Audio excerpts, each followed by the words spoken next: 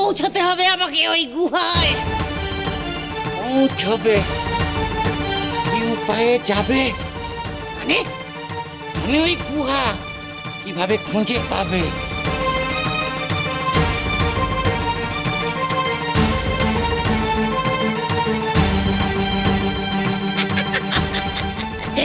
জাদুকর উদক, গুহার হদিশ তুমি জানো তাই না?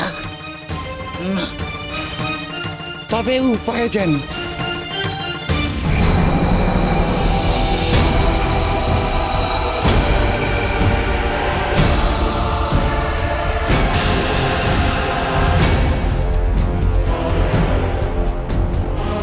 এর অর্ধেকটা তোমায় খুঁজে বার করতে হবে, নইলে ওই গুহার পথ খুঁজে পাওয়া অসম্ভব।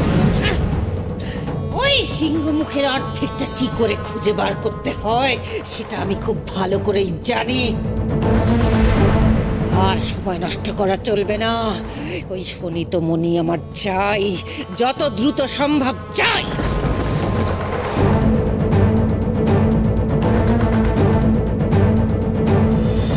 আমাদের হাতে বেশি সময় নেই, যত দ্রুত সম্ভব আমাদের পৌঁছতে হবে। মায়াপুরী, তুমি আমাকে একটা উপকার করবে? বলো কিরণমালা, কি সাহায্য করতে পারি? আমি এখান থেকে যাওয়ার আগে তুমি মাকে, কুমারকে ও পিতাকে অমৃতনগরীর নিরাপদ আশ্রয় পৌঁছে দিয়ে আসবে।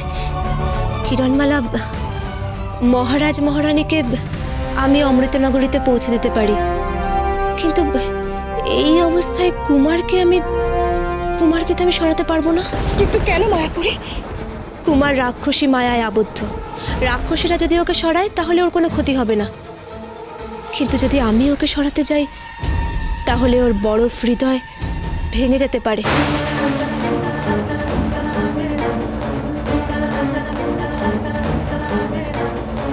না না কিরণ, এটা আমার পক্ষে সম্ভব নয়। না না, কুমার এখানেই থাকো, যতক্ষণ না কিরণ শোনিতমণি নিয়ে আসছে। আমরাও কুমারের কাছে থাকবো, আমরা কোথাও যাব না, কোথাও যাব না। কিরণ, কিরণ তুমি তাড়াতাড়ি যাও, শোনিতমণি নিয়ে এসো। মা, তুমি তাড়াতাড়ি যাও।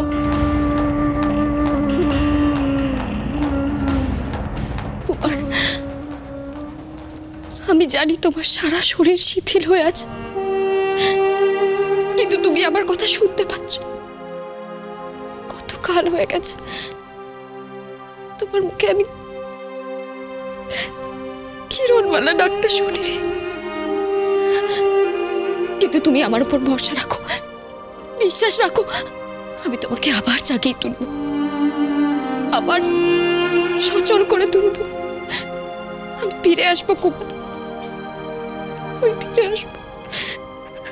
চল যে কিরণ, আর দেরি করা যাবে না। না নকুল, এবার আর তুই আমার সঙ্গে যাবি না। তোর কি বুদ্ধি শুদ্ধি সব লোপ পেল রে কিরণ? শুনলি না আগুন পাখির কাছে একসময় আগুন পাখি চলে যাবে, তখন তোকে কে দেখবে ভেবে দেখেছিস? এই নকুল রে নকুল, এই আমি তোকে পিঠে করে উড়িয়ে নিয়ে যাব। এই নকুলকেই তোর সাথে থাকতে হবে, বুঝলি? চল। নকুল ছোট হতে পারে কিরণ, কিন্তু বুদ্ধি আছে ওর।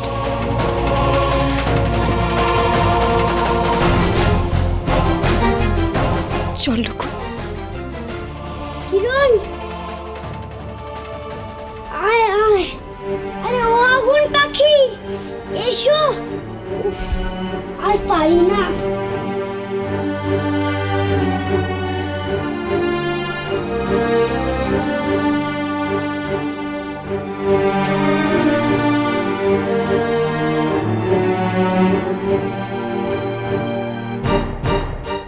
কিরণ, কিরণ চলো, সময় যে বয়ে যাচ্ছে।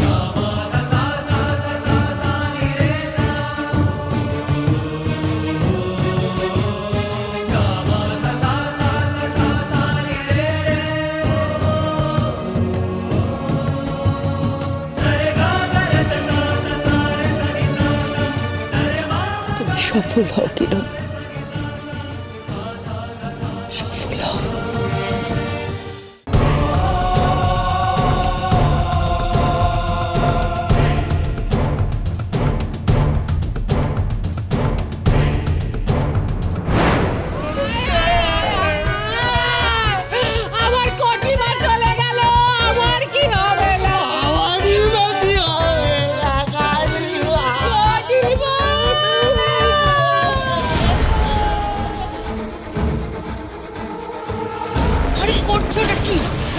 সরোবর তোমাকেও টেনে নিতে পারে।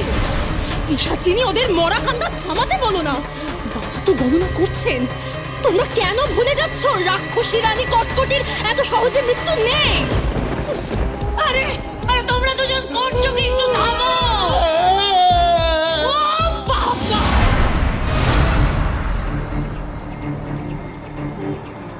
ওরে বাবা রে, আমি কাঁদতে কাঁদতে দিব্য দৃষ্টি পেয়েছি। আমি কন্যাকে দেখতে পাচ্ছি যমরাজের সাথে। আচ্ছা, যমরাজ কি বুড়ো দাঁড়িয়ে আছে? কটকটিকে চয় জীবিত।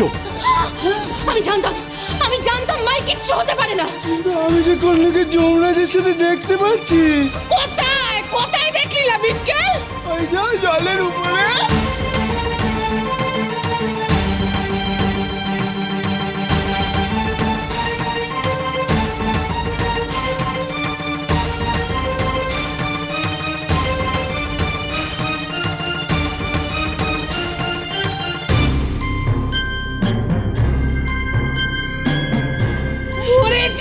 মরে যাই, এ তো আমার জ্যান্ত কটিমালা। হতভাগা বিটকেল, তুই কি না আমার কটিমাকে যমরাজের সাথে দেখলি? সত্যি তো। এই লোকটা কে লা? সেটাই তো আমি বলছি, যমরাজের কি দাড়ি কম থাকে? থামবি? বলো না গো, যমরাজ কি বুড়ো, মানে দাড়ি গো?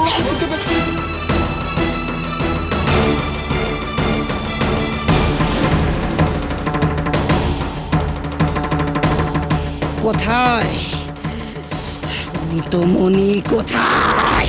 কটিমা, বলছিলাম কি শোনিত মনি না? সব জানি। জাদুকর উদক আমাকে সব সত্যি বলে দিয়েছে। তোর জন্য সরিতমণি আমার হাত ছাড়া হয়েছে।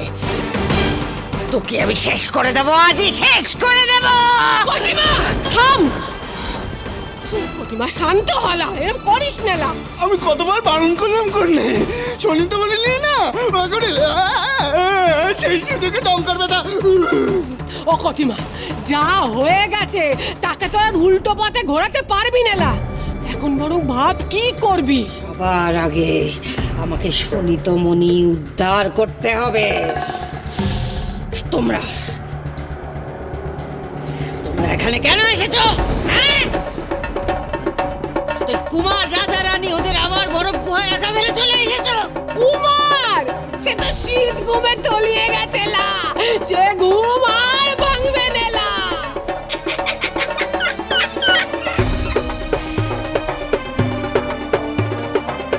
কিরণমালা কোথায়?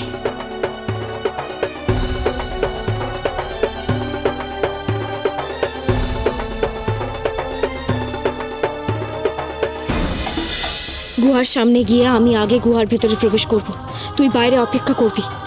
গুহার ভিতর কোন বিপদ উৎপেতে রয়েছে তা আমি জানি না, তোকে আমি নিয়ে যাব, তবেই তুই প্রবেশ করবি, কেমন? আমি কিছুতেই তোকে একা গুহার মধ্যে যেতে দেব না রে কিরণ। গুহার ভেতরে বিপদ আছে, মায়াপরি বলে দিয়েছে। আর কে জানে ওই হতচ্ছাড়া দঙ্কার গুহার ভেতরে ওত পেতে বসে আছে কিনা।